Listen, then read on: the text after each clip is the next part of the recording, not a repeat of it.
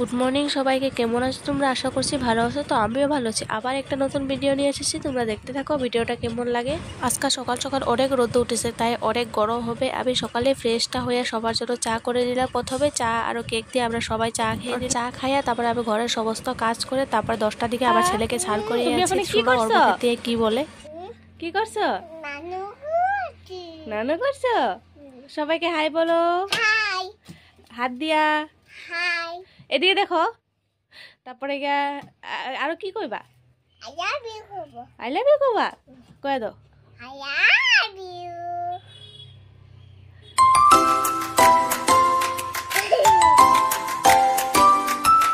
আমার ছেলেকে স্নান করিয়ে তারপরে ওরা ঘুম পাড়িয়ে তারপরে আমি ফ্রেশ হয়ে গেলাম। ফ্রেশ হয়ে আমি পাকঘরে চলে গেলাম সবার জন্য মানে রান্না করার জন্য। তো আজকে রান্নাটা তোমাদের সাথে আমি শেয়ার করতে পারি নাই, কারণ জলদি ছিল না, আর মানে ভিডিও করার সময়ই হয় নাই আরও।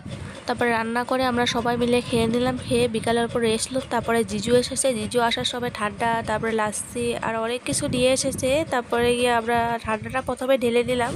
তো ঠান্ডাটা ঢেলে আমি সবাই দিয়ে দিলাম। ঘরে ওয়ান টাইপ গ্লাস আসলে ভালো হয়েছে, আমার কষ্টটা কম হবে, তার জন্য ওয়ান টাইপ গ্লাসে সবাইকে দিলাম। তারপর সবাইকে আমি ঠান্ডাটা দিয়ে তারপরে একটা একটা করে লাচ্ছি দিলাম, কারণ আমি লাচ্ছি খাই না। আমার না লাচ্ছিটা একটুকু ভালো লাগে না। কার কার ভালো লাগে লাচ্ছিটা আমাকে একটু কমেন্ট করে বলে তো। আমি তো একটুকু ভালো পাই না, কেমন যদি টেস্টই কিছু বুঝি না, আবার খাইলে একবার পেট ব্যথা শুরু হয়ে যায়।